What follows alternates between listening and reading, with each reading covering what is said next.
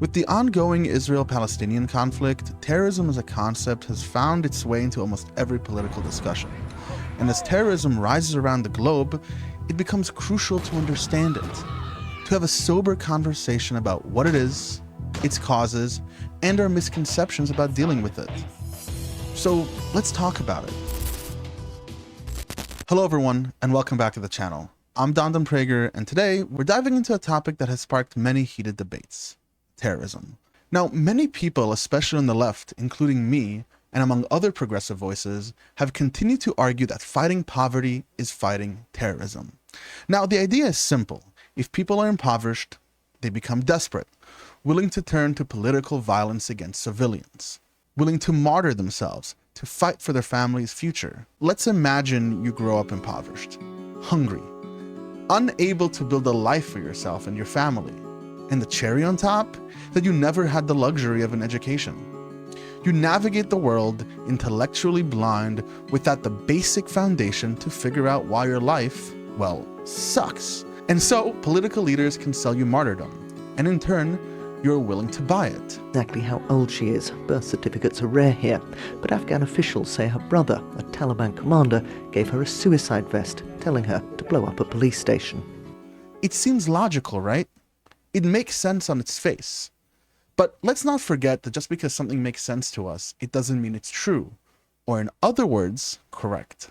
The banana and the hand are perfectly made one for the other. Now, I've been around left-leaning circles for a long time, and this belief that poverty is fundamental to terrorism is everywhere. Heck, even George W. Bush has stated, "We fight against poverty because hope is an answer to terror." Now, don't get me wrong. I'm not saying all progressives and liberals attribute terrorism just to economic conditions. Most acknowledge that there's a variety of reasons to terrorism. The Secretary General of the UN stated last year during Counterterrorism Week that poverty, inequalities, and social exclusion give rise to terrorism. But the emphasis is always on poverty. Poverty is consistently invoked, and in every discussion about terrorism, it seems always to go back to poverty. So I asked myself, where's the evidence? Show me the evidence, show me the evidence. What inspired this video and many topics I discuss on this channel are due to my interaction in the Pangburn Discord. I have partnered with Travis, who has been the mastermind behind legendary discussions. So if you would like to support this mission, leave a like, subscribe, and join our Discord. Please help support my channel by leaving a tip. All links are in the description. In 2003, two researchers, Alan B. Krueger and Krueger and Malečková, began to look at crimes. They found that previous research suggests that lower wages and a lack of education are strong predictors of property crime, but that violent crime, murders, rape, are found to be unrelated to economic opportunities. So, they began to suspect that terrorism might also be irrelevant to economic opportunities. Now, before gathering complex data, they looked at previous hate crime research as a way to validate their suspicions. They found that between 1987 and 1995, hate crimes against Black, Jews, Asians, and gays in New York City were found to be unrelated to the city's employment rate. Additionally, across regions in the US, the occurrence of hate crimes and the existence of hate groups were also found to be unrelated to the economic conditions.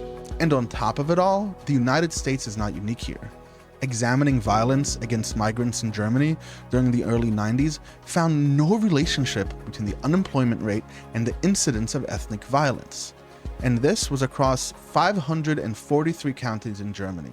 Rather than economic conditions as a cause for hate crimes, they found that breakdowns in law enforcement and officials allowing or encouraging civil disobedience are better explanations for the occurrence of hate crimes. Now, with these findings behind them, they felt confident and began taking a look at terrorism. Now, it's important to mention that terrorism is notoriously difficult to define. There are over 100 scholarly definitions. These definitions do share something in common: intent.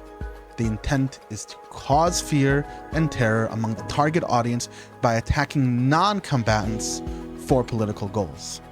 So now, Krueger and Malečková began looking at the opinion polls from Gaza Strip and the West Bank. This data was provided by the Palestinian Center for Policy and Survey Research. They began looking at public opinions regarding terrorism.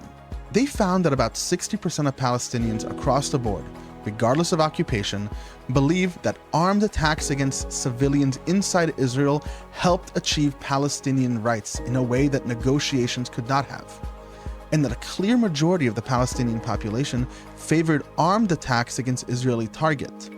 The educated and employed agreed more than the unemployed, with 89% agreement.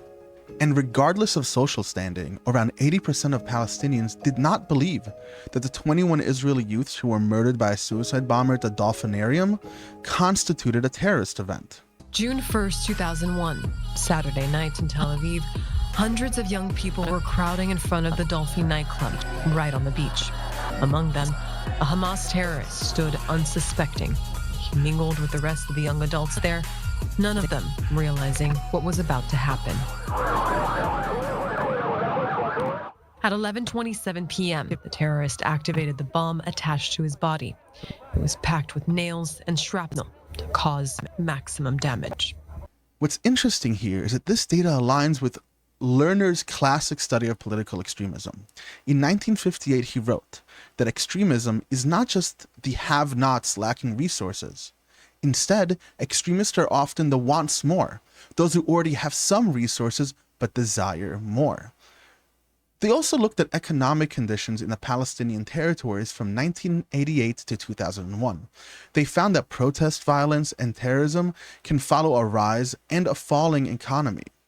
Krueger and Malečková found no significant correlation between poverty and terrorism. In fact, many terrorists come from middle-class or even affluent background. The study here suggests that political and social motivations, rather than economic conditions, are more significant factors. After reading through this paper, I found myself at a loss. My previously held prescriptions, solutions to the conflict, were invalidated. Here I found a paradox. So suppose the main driver for terrorism is lack of political freedoms and not poverty. How does one ensure political liberties? Let us take Gaza, for example. In 2006, Israel unilaterally left the Strip. They took our people out and give the Arabs this building. Look. August 15, 2005, one of the most dramatic events in recent Israeli history, which nearly tore the nation apart. An Israeli government plan called the disengagement is set in motion, a unilateral pulling out of the Gaza Strip, giving the residents of Gaza political freedom and self-determination. The result was that the Palestinians elected Hamas into power, an organization which took away the political liberties of the Gazan peoples themselves. This is the paradox, where a population, once free, decided to rebind their own hands. So what do? Occupy the area, creating a government for them? Look how well that worked out in Iraq, Afghanistan, and other US foreign projects. Bottom line, it didn't work. And the evidence points to the fact that it doesn't work. We need to understand and address the underlying political and social issues. This means pursuing a fair and lasting peace agreement for the Israel-Palestinian situation. It also involves promoting education, real education, and political engagement so people have non-violent ways to express their frustrations and seek change. We must counter and have no tolerance for extremist ideologies, especially those within our own communities, the ones we can actually affect. And it also involves having zero tolerance for totalitarian regimes and recognizing that democracy, the ability of a population to continue defining itself, must be upheld. No questions asked.